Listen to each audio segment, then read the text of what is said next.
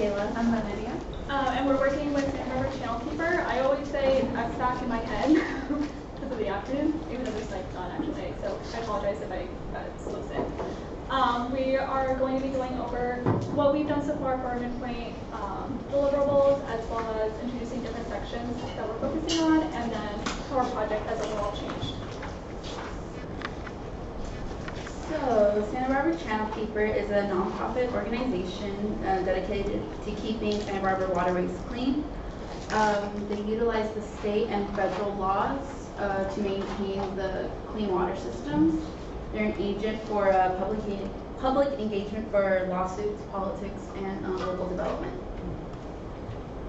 So in order to get the full spectrum and see whether it's better to go with partial or full removal of the oil platform, we decided to break off our 4 sections into biological aspects, historical, public outreach, and the law and jurisdiction. So this is just a little picture of the area that, or where the oil rigs are in the Santa Barbara Channel. And then here you can see all 6 of the ones that they're decommissioning. And this is kind of like a romanticized photo that I found a lot of them on our oil platforms off our coastline. This is actually Platform Holly. It's one of the closest ones to Santa Barbara based off the shoreline. It's not a very deep oil platform, but it is probably going to be the first one to be decommissioned.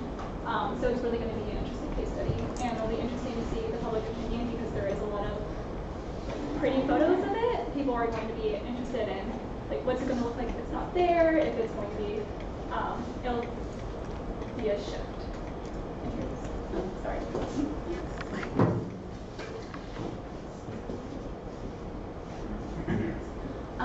So some of the biological implications, looking at full removal, it eliminates most of the fish biomass that exists at the base of the platforms. So if they were to go with the full removal option, they looked at the use of explosive, which would entirely like wipe out the species that exists down there. And removal of this would remove like the breeding sites and habitats of existing marine species. It can harm endangered species that exist. So I came across some articles that talked about the full removal of these decommissioned oil platforms in the Gulf of Mexico, which entirely like wiped out coral reefs at the bottom of them. But it is favored by commercial fishermen, since they say it is better to stop overfishing that's caused by recreational fishermen. Okay, so partial removal, can be created as an artificial reef for marine organisms. So the artificial reefs act as a growth and sustainability for the fish. And since there is an increased or steady fish population, it is favored by localized fishermen, since there's an abundancy. But there are concerns of the rusting still.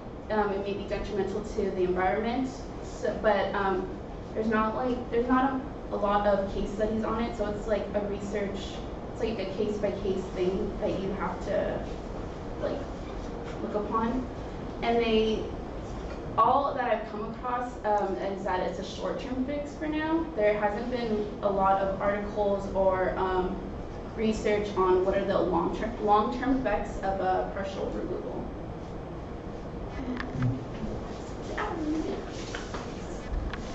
So I'm working on the historical and case studies part of it.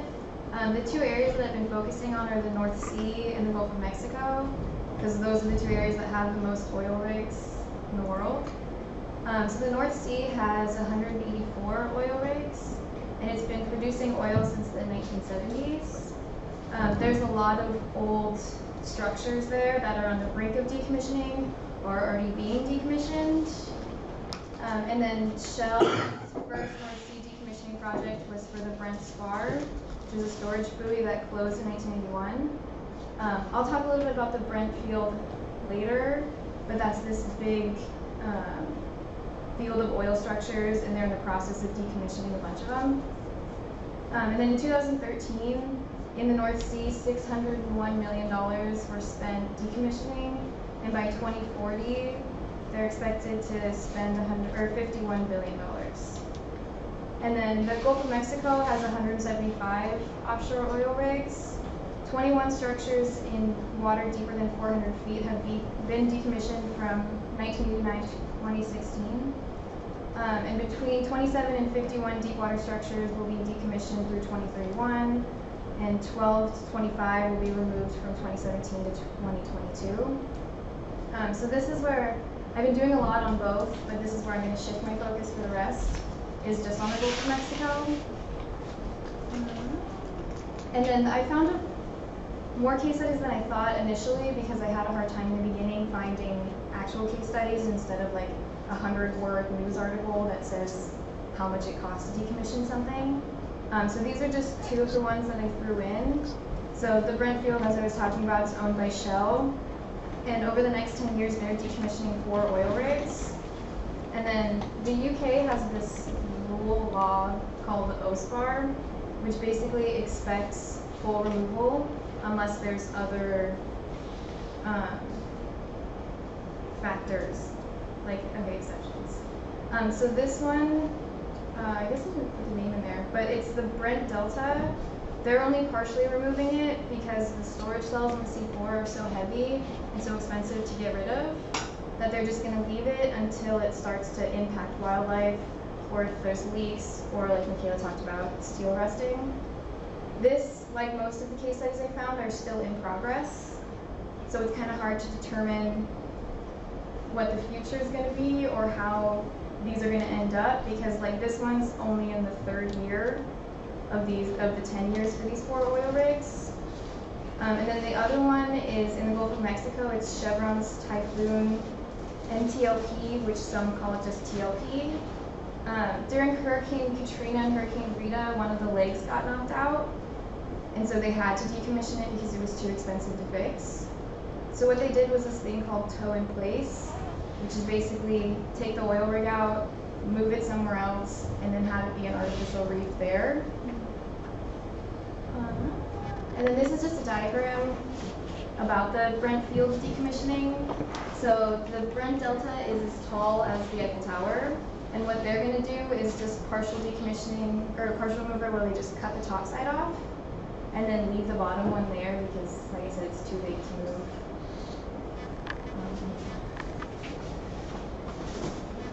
Thank you.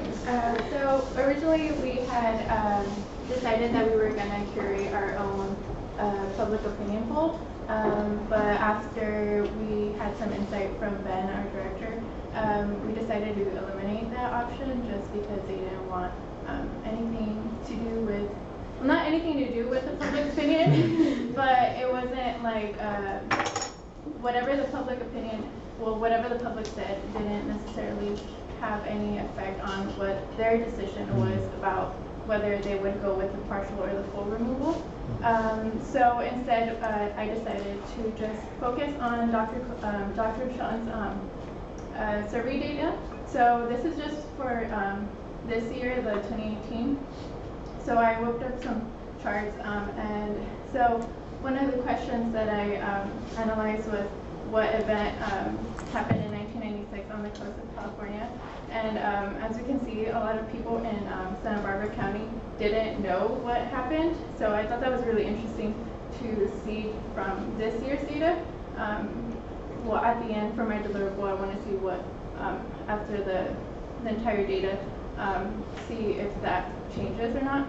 And then the other one was whether they should be expanded, continue as is, reduced, eliminated, or they were just unsure. Most people said eliminated, but as you can see, a lot of people still don't know what should be done with these offshore oil rigs. And then as far as agency outreach, I thought it'd be very important to see what these agencies had to say about their opinion on whether they should be partially removed or fully removed. So, and specifically focusing on platform poly, since it will be one of the platforms that will be soon removed. Since we're in Dr. Brandon's class, we've seen a version of this photo before. Basically, it just goes over the jurisdiction of ocean and shoreline and marine waters. Up to 3 miles is the state that within jurisdiction, and 12 miles is federal. So basically, I'm going to go over the law part. I'm going to go over like a brief overview because I can spend a lot more time talking about it, but I won't. Basically, all of these are international laws. A lot of them were created by the UN or have been modeled through the United Nations. Some of them talk about offshore, or all of them actually talk about offshore oil rigs or offshore infrastructure, but none of them really define what decommissioning is or the process that outlines it. Whereas on the laws for the federal level, there's the National Fishing Enhancement Act.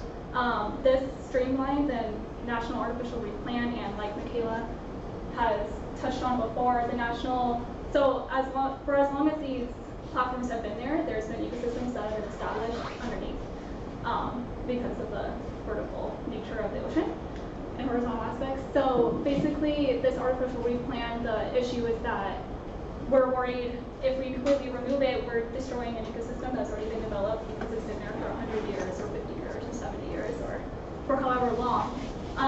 So there's a National Artificial Reef Plan.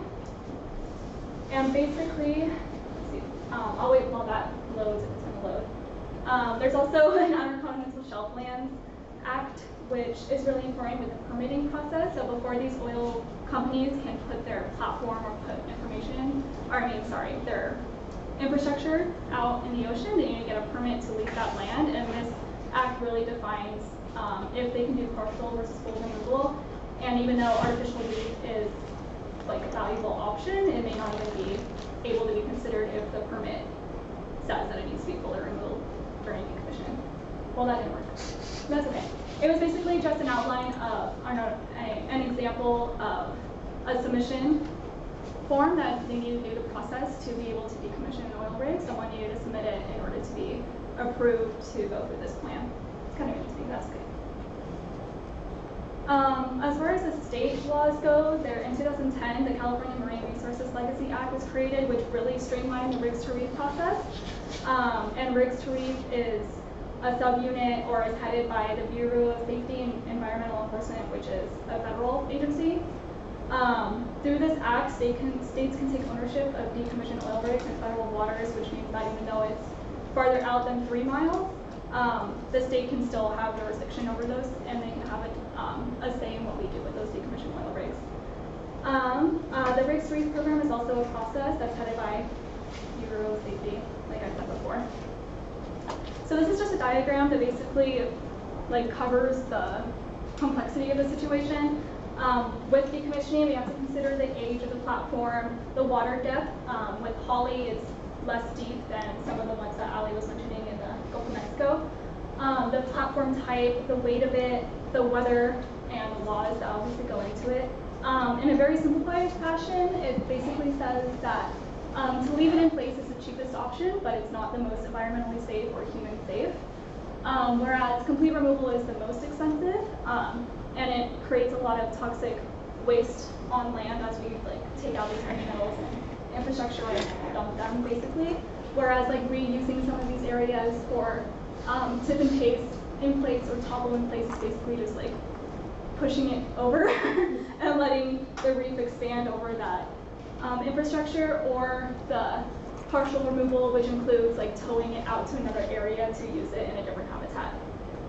Another interesting thing that comes into play with these things is this rule that's called the 5 mile law, which is under the one of the marine acts, and basically it says that there can't be more than one artificial reef within 5 miles of, or 5 nautical miles, which as we continue to accelerate our decommissioning processes, that can come into play. If there's too many artificial reefs, then we won't be able to, that may not be a viable option anymore. Like I said, there's a lot of people who are involved in this program, a lot of federal level agencies, a lot of state level agencies. A lot of them we've heard of before, like the Department of Interior, Bureau of Safety and Environmental Enforcement, the EPA, Fish and Wildlife, and then the state counterparts to these programs. It's a very long and lengthy process, but within each of these agencies, there's a lot of options for humans or public interactions to be exposed. Like with the sequel report that they need to have, we can have an opinion on if they consider so many options or if they considered another area that should have been considered. And since it's so new to our area, it's already happened in the Gulf of Mexico and in the North Sea. It hasn't happened on our coastline. So as this process continues, it'll be even more complex. But basically, even though this is very wordy, I'll go back to another slide. Even though it's very wordy, basically there is a lot of options for public opinion to be exposed because of the various agencies that are involved. All those agencies need to include public opinion, and we have a say, basically.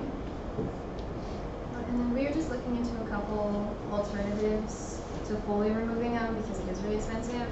So it's the Rigs to Reef programs that we talked about, alternative energy. This is like in its initial stages and a lot of studies have to be done, but some people think that you can use like offshore winds and tides and wave energy to like generate energy. Tourism, there's like hotels and dive centers and museums. You can go down on these rigs and be created. Aquaculture, carbon capture and storage, and yeah, so our project has evolved from the beginning. Initially, we all were going to have our individual sections and do partial versus full under those sections, but we've come to realize that some of our portions of it, that's not going to work out for. Like for mine and Michaela's, we're both going to still do the partial versus full, and for Natalie's kind of, but Valeria's is public outreach, so it's not quite the same. Oh, and just basically initially we wanted to break it up into 4 clean spaces and be able to provide our deliverables individually, but it's become a lot more collaborative effort. I find myself talking a lot more with Allie and Michaela and like our other partners and everything to figure out how we can help each other out and understanding the laws and how if I come across information I pass it along immediately because it's for all of us. Oh, good. Yeah, I don't keep any for myself. No, and then this is just our final deliverable. We're just going to give them a synthesized report that includes all of these things in it.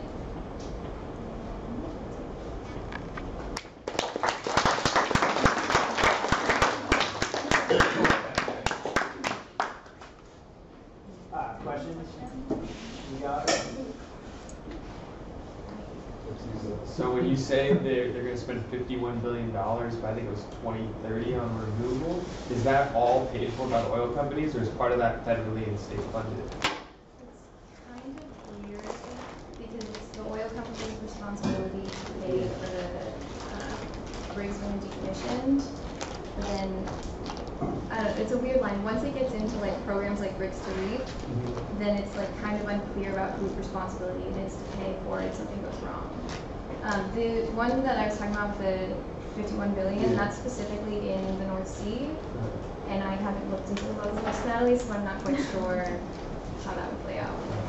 So a lot of it, like she said, once it gets into a program, another program, it's their, like she said, it's kind of up in the air and who pays or what's the bill, but a lot of it has to go into the maintenance of that system because of the problems with rust or with other erosion impacts. That seems to still be under the oil company pay. So, And like I said, complicated. it's a very new process. Yeah. Like the earliest one I found that was decommissioned was like in the 80s. So it's not a lot yet. And is that by the oil company that built it or currently owns it? So it's split. Because the current company who owns it, if they add, that's like where the debate is right now with Veneco, is that I think it's Exxon bought it. Yeah. And so they put new things on it and like, yeah. So they're partially responsible, but they say that they're not even though they've changed it. And then Veneco is now a bankrupt agency, so they're like, yeah. Yeah, it's like very back and forth, and that's where the public is towards decommissioning anyways. I have found personally that the public has been kind of daunted by the overall, like, it seems a lot of the headlines are like, taxpayers are going to foot the bill and everything else, but nothing has actually been decided yet. So it's a lot of key. Be careful, Joy. These are agencies. These are corporations. These are Sorry. for-profit, private for-profit entities. Yeah, Not. not, yeah, sorry. So yeah, just be real careful with your words on So you guys said that the floor removal comes like exploiting the bottom of the rib and harming endangered species. Do you think that's legal under the Endangered Species Act for harming endangered species? Well, okay. Well, I haven't come across exactly what endangered species are out here in the Santa Barbara Channel, but and I haven't come up it has been illegal because they have done it before in like the Gulf of Mexico, but I don't think they've been like fined or anything like that, like, because they have like wiped out like coral reefs and all that down there below. So I think it's very site specific. Yeah, and it goes back to the wording of the permit. If they signed the paper saying they had to fully remove it, and since that reef is an artificial reef and an artificial ecosystem, the argument is that this endangered species still like would not have been here if we put that oil rig in, and so that's where it's like very touchy. I'm interested in the whole tipping. So is that Yeah. considered a partial or? Yeah, it is. It is? Because they basically like cut the top off and then tip it over. Well, what makes it, because on the chart from the wiki thing, it said that the cost is more for partial removal versus tipping it? Yeah, because sometimes the partial removal includes towing it somewhere else Oh, okay. to have it be a different. So like even if these decommissioned oil rigs do become artificial reefs, they may not be in the Santa Barbara Channel. We may put them in areas that are deemed more necessary, like we've wiped out a complete ecosystem over there, so it should be towed that way or whatever the concept is. Any other questions? Great job, thanks.